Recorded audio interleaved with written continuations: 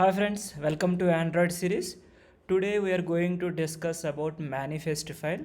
In the previous section I explained about intents, right? What is an intent, how many types of intent. We discussed about explicit intent, right? So we have one more type, implicit intent. Before going to discuss implicit intent, you need to understand about the manifest file. Once you are good at this manifest file, then implicit intent is very easy to understand. Okay, so let me quickly start. Okay, how the manifest file, it's like a descriptor file. I already explained. For the XML, they are using like a descriptor file. Why? Because whole application component available in this particular manifest file. In this file, what are the things is there, like your package name, your activities, your services. When I say service, broadcast, content, you should know. Why? Because in the application components I explained exactly what is a service, what is a broadcast receiver. But while defining in the manifest file which tags you need to use, I will show you those tags today. Okay, this file is where it is located. While explaining the project structure, we have a three folders. We have root level. Okay, one of the root level is manifest file, right? And some predefined tags are available in the manifest file. How your manifest file will look like. Okay, let me open. So these are all the tags, commonly used tags in the manifest file. The root level tag is a manifest. This is the root level tag. We need to specify our package name, and we have a application and user permission. It's like a tree structure. Assume like it's like a tree. Root tag, child tag, inside child tag, still you have two more child tags in that way. Okay, I hope you are clear. Okay, if I open manifest file in your project, it will be there your package name. Now you are clear. When you are launching an application, think about it. What are the things is required? One, for you're opening an application means some theme is required, right? In your systems also, Android OS, like multiple themes you can apply, dark theme, light theme. That way for Androids also we have a predefined themes. We have already existing built-in themes you can use. And still, what all the things required? Some name is required, which type of project, and still which icon you should display to the user. Those things we can define in the application tag. Apart from that, if your application is interacting with an internet or Bluetooth or Wi-Fi, or if you install any application, it will be ask the permission. Can I ask your location permission? Please allow me. If you want to call to someone, it will ask you permission, user permission, it will be asked. So those type of permissions also you can define here. I hope you are clear. So these are all the tags: activity tag, service tag, receiver tag, and provider tag. This is for the activities, services, receivers, and provider.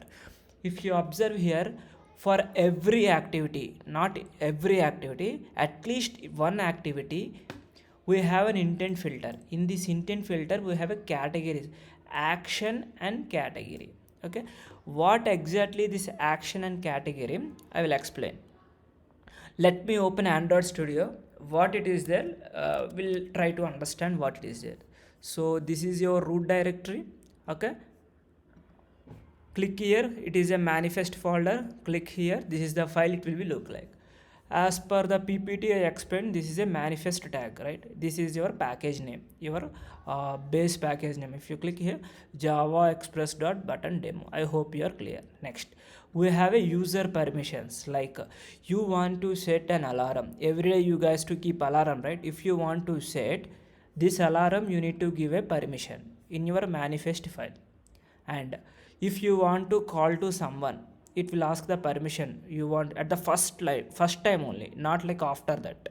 If you are installing the new thing, if you are set up your mobile phone, while you are calling to someone, it will ask the permission also.